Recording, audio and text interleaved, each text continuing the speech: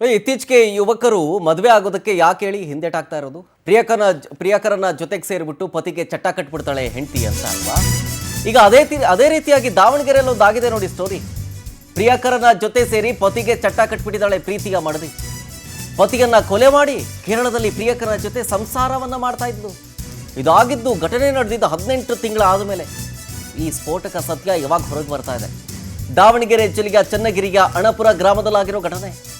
ಅಣಪುರ ನಿವಾಸಿ ನಿಂಗಪ್ಪ ಈತನನ್ನ ಪತ್ನಿ ಲಕ್ಷ್ಮಿ ಹತ್ಯೆಗೈತಾಳೆ. ಪ್ರಿಯಕರ ತಿಪ್ಪೇಶ್ ನಾಯ್ಕ ಜೊತೆಗೆ ಅವನ ಫ್ರೆಂಡ್ಸು ಸಂತೋಷ್ ಎಲ್ಲರೂ ಕೂಡ ಸಾಥ್ ಕೊಟ್ಟಿದ್ರಂತೆ. ಕೇರಳದಲ್ಲಿ ನೆಲೆಸಿದ್ದ ಮೂವರನ್ನು ಈಗ ಚನ್ನಗಿರಿ ಪೊಲೀಸರು ಅರೆಸ್ಟ್ ಮಾಡಿದ್ದಾರೆ. ನೋಡಿ ಸಮಾಜದಲ್ಲಿ ಎಂತೆಂಥ ಘಟನೆಗಳು ನಡೀತಾ ಇದೆ ಅಂತ. ನೋಡಿ ಪತ್ನಿ ಲಕ್ಷ್ಮಿ ರೈಟ್ ಸೈಡಲ್ಲಿ ಯೆಲ್ಲೋ ಕಲರ್ ಸೀರೆ ಹಾಕಿದಾರಲ್ಲ, ಅವರು ಪತ್ನಿ ಲಕ್ಷ್ಮಿ. ಈಕೆ ತನ್ನ ಪತಿಯನ್ನ ಕೊಲೆ ಮಾಡಿಬಿಟ್ಟಿರೋದು. ಕಾರಣ ಏನು? ತನಗೆ ಒಬ್ಬ ಪ್ರಿಯಕರ ಆಲ್ರೆಡಿ ಇದ್ದ, ಅವನ ಜೊತೆಗೆ ಸಂಸಾರ ಮಾಡುವಂಥ ಇರಾದೆ ಇತ್ತು ಈಕೆಗೆ. ಅದಕ್ಕೆ ತನ್ನ ಪ್ರಿಯಕರನ ಜೊತೆ ಸೇರಿ ಈ ಲಕ್ಷ್ಮಿ ಅನ್ನೋಳು ತನ್ನ ಪತಿಗೆ ಚಟ ಕಟ್ಟಿಬಿಟ್ಲು, ಕೊಲೆ ಮಾಡಿಸ್ಬಿಟ್ಲು. ನಂತರ ಕೇರಳಕ್ಕೆ ಹೋಗಿ ಸೆಟ್ಲ್ ಆಗಿಬಿಟ್ಟಿದ್ರು ಅವರು ಲವರ್ಸು. ಈ ಕಡೆ ಪೊಲೀಸರು ತನಿಖೆಯನ್ನು ಚುರುಕುಗೊಳಿಸಿದ್ರು. ಪತ್ನಿ ಮೇಲೆ ಅನುಮಾನ ಇತ್ತು. ತನಿಖೆಗಿಳಿದ ಪೊಲೀಸರು ಕೇರಳದಲ್ಲಿ ನೆಲೆಸಿದಂಥ 3 ಜನನ್ನ, ಇದೇ 3 ಜನ ಫೋಟೋದಲ್ಲಿ ನೋಡ್ತಾ ಇದ್ದೀರಲ್ಲ, ಒಬ್ಬ ತಿಪ್ಪೇಶ್ ನಾಯ್ಕು, ಮತ್ತೊಬ್ಬ ಸಂತೋಷು, ಈ ಕಡೆ ಪತ್ನಿ ಲಕ್ಷ್ಮಿ, ಈ 3 ಜನರನ್ನ ಈಗ ಅರೆಸ್ಟ್ ಮಾಡಲಾಗಿದೆ.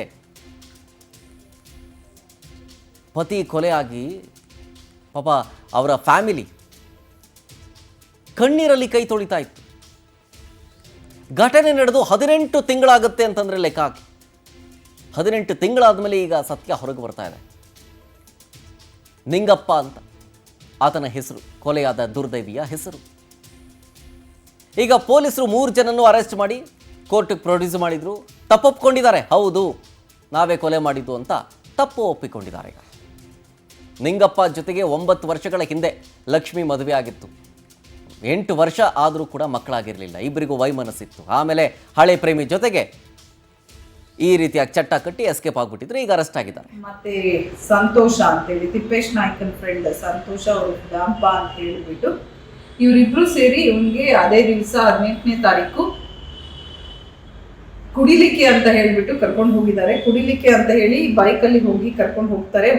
ಆದ್ಮೇಲೆ ಅವರೆಲ್ಲ ಮಾತಾಡಿಕೊಂಡು ನಲ್ಲೂರು ಬಾರಿಗೆ ಹೋಗಿ ಅಲ್ಲಿ ಕುಡಿದು ಅಲ್ಲಿಂದ ಆಸ್ತಾಪ್ನಹಳ್ಳಿ ಚಾನಲ್ ಹತ್ರ ಹೋಗ್ತಾರೆ. ನೆಕ್ಸ್ಟ್ ಸೇವಾನಗರದ ಕಡೆ ಎಲ್ಲ ತಿರುಗಾಡಿ ನೆಕ್ಸ್ಟ್ ಸೇವಾನಗರದ ಹತ್ರ ನಮ್ಮ ಭದ್ರಾ ಚಾನಲ್ ಇದೆ, ಅಲ್ಲಿಗೆ ಕರ್ಕೊಂಡು ಹೋಗಿ ಇವರು ಕುಡಿದ ಮಾತಿನಲ್ಲಿ ನಾವು ಅವನಿಗೆ ದೂಡಿದ್ದೀವಿ ಅಂತ ಹೇಳಿದ್ದಾರೆ. ಅದರ ಈಗ ಪ್ರಕರಣ ದಾಖಲು ಮಾಡಿದ್ದೀವಿ.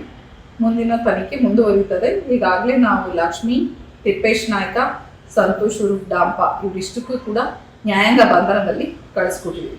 1 ವರ್ಷ ನಂತರ ಕೇಸ್ ರಿಲೇಟ್ ಆಗಿ